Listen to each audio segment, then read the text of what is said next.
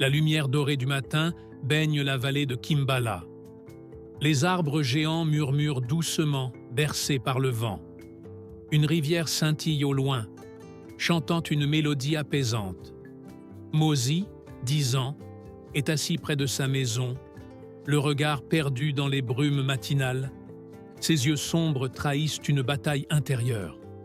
Ayo, sa mère, entre avec un sourire doux. Ayo, en posant une main sur son épaule, « Mozi, mon fils, pourquoi ce silence ?» Mozi, hésitant. « Maman, pourquoi je me sens si différent? Pourquoi je n'arrive pas à être comme les autres ?» Ayo s'assoit près de lui, son regard empli de tendresse. Ayo, calmement. « Chaque soir, je te raconte des histoires, mais tu oublies la plus importante, celle qui vit en toi. Tu es fort, Mozi, mais tu dois apprendre à écouter ton cœur, pas cette voix qui te fait douter. » Au petit matin suivant, Mozi marche près de la rivière de Kimbala, ses pieds effleurant l'herbe humide. Un cri déchirant brise la tranquillité. Il aperçoit un groupe d'enfants entourant Nia, une petite fille aux yeux pleins de larmes.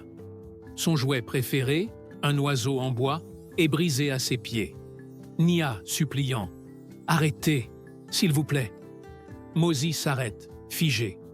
Il veut intervenir, mais une voix intérieure, sombre et moqueuse, murmure dans son esprit. L'ombre, voix intérieure. « Tu n'es pas assez fort, tu vas échouer. » Nia lève les yeux vers lui, cherchant désespérément de l'aide. Les rires des enfants résonnent comme des éclats cruels. Mozi fait un pas en avant, puis recule, vaincu par ses propres peurs. L'ombre, voix intérieure, « Tu vois, tu n'es rien ?» Plus tard dans la soirée, Mozi se retrouve dans la cabane du sage Kato. Elle est remplie de livres anciens et d'objets mystérieux. Le vieux sage Kato, à la barbe blanche, observe Mozi avec un regard pénétrant. Ayo est assise à côté, silencieuse. Kato, entendant une petite graine à Mozi, « Cette graine, c'est ton cœur. Nourris-la de confiance, et elle deviendra un arbre solide. Mais si tu la laisses à l'ombre du doute, elle restera fragile. » Mozi regarde la graine, perplexe. Kato, avec gravité, « Souviens-toi, quand il n'y a pas d'ennemis à l'intérieur, les ennemis de l'extérieur ne peuvent pas t'atteindre. » Mozi serre la graine dans sa main. Une lueur de détermination naît dans ses yeux. Le matin suivant, le village est en effervescence. Un animal sauvage a été aperçu près de la forêt des murmures. Les adultes discutent avec inquiétude, tandis qu'un concours de courage est annoncé. Le chef du village, solennellement, « Celui qui traversera la forêt et ramènera une plume de l'oiseau bleu prouvera sa bravoure. » Mozi, malgré ses doutes, lève la main et annonce sa participation au concours. Les murmures des enfants fusent autour de lui. Il n'y arrivera jamais. Il a peur de tout. Nia s'approche de Mozi, un sourire timide sur les lèvres. Nia, doucement. « Je crois en toi. » À l'aube, Mozi est le dernier des garçons à prendre la route vers la forêt des murmures. La forêt est dense, mystérieuse. Les arbres semblent chuchoter, leurs branches formant des ombres inquiétantes. Mozi avance, chaque pas résonnant comme un défi. Des illusions surgissent. Des branches se transforment en serpents. Des voix imitent ses peurs. L'ombre, voix intérieure, « Tu vas te perdre. Tu n'es pas comme les autres. » Mozi serre la graine dans sa poche, se rappelant les paroles de Kato. Mozi, à lui-même, « Je peux le faire. » Alors qu'il avance prudemment dans une clairière, un rugissement déchire le silence. Surgissant des fourrés, une silhouette massive bondit dans la lumière. Un grand félin, au pelage sombre, aux yeux d'or brillants comme des torches. Le fauve grogne, les muscles tendus, les griffes griffant le sol avec impatience. Mozi fait un pas en arrière, le souffle court et trébuche sur une racine. Il chute lourdement. Dans un réflexe désespéré, Mozi tente de se relever. Le félin bondit. Ses doigts se referment sur le couteau à sa ceinture. L'animal est déjà sur lui. Puis, un choc sourd. Par un étrange concours de circonstances, ou un pur réflexe, le couteau de Mozi s'est planté droit dans la poitrine du fauve. L'animal s'effondre, l'entraînant dans sa chute. Ils roulent au sol ensemble, dans un nuage de feuilles mortes. Silence. Mozi, tremblant, émerge lentement de sous le corps immobile. Il rampe, haletant, le visage strié de terre et de larmes. Il regarde ses mains. Il regarde le félin.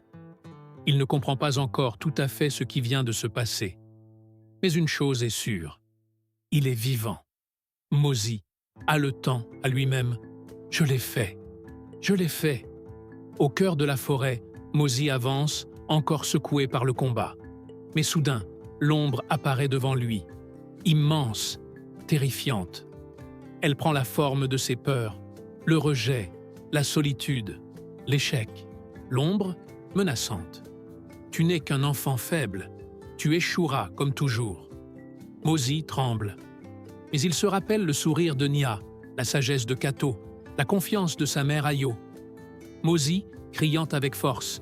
« Tu n'es qu'une voix. Tu ne me définis pas. » L'ombre vacille, rapetisse, puis disparaît dans un souffle de vent. La forêt devient soudain calme, paisible. Mozi pénètre dans une clairière. Un chant mélodieux emplit l'air. L'oiseau bleu, majestueux, apparaît et laisse tomber une plume à ses pieds. Mozi la ramasse, le cœur léger. Alors qu'il s'apprête à quitter la forêt, Mozi entend des pleurs étouffés. Il s'approche et découvre Tano, l'un des enfants moqueurs, coincé sous un tronc renversé, blessé. Tano, faiblement, « Mozi, aide-moi !» Mozi s'arrête. Une colère sourde monte en lui. Il pourrait tourner les talons. Mais une autre voix murmure, la voix intérieure, douce. Celui qui se relève est fort, mais celui qui tend la main est plus fort encore. Mozi inspire. Il pousse le tronc de toutes ses forces. Tano est libéré. Tano, hésitant. « Pourquoi tu m'as aidé ?» Mozi, simplement. « Parce que j'aurais aimé qu'on fasse pareil pour moi. » En début de soirée, Mozi et Tano arrivent enfin sur la place du village. Tout le monde est ravi de les voir de retour, sains et saufs. Sa mère, Ayo, émue, le prend dans ses bras. Le village est rassemblé. Mozi plonge la main dans son sac. Et sans un mot, il brandit la plume bleue. Les enfants l'acclament, émerveillés. Nia court vers lui, les yeux brillants. Le chef du village, fièrement, « Mozi, nous sommes tous fiers de toi. Tu as prouvé ta bravoure. » Alors, Mozi raconte son aventure, insistant sur la bataille intérieure et son combat avec l'animal sauvage. Il montre fièrement ses blessures en jetant des sourires complices à Nia Mozi, avec émotion. « Le plus grand ennemi était en moi, mais j'ai appris à croire en moi. » Kato sourit, satisfait. Dans les jours suivants, au village de Kimbala, Mozi devient un exemple. Il aide Nia à reconstruire son oiseau en bois, encourage les enfants timides à s'exprimer et partage la graine de confiance avec les autres. Le village change. Moins de moqueries, plus d'entraide. Les rires résonnent, sincères et forts. Et maintenant, quelques années plus tard, un arbre majestueux a poussé devant la maison de Mozi, né de la graine offerte par Kato. Sous ses branches, les enfants se réunissent pour écouter les histoires de Mozi, devenu conteur et guide. Mozi, souriant, au milieu des enfants assis au sol. Souvenez-vous, quand il n'y a pas d'ennemis à l'intérieur, les ennemis de l'extérieur ne peuvent pas vous atteindre. Si tu as aimé cette vidéo, like, commente, partage et surtout, abonne-toi pour ne pas rater notre prochaine histoire.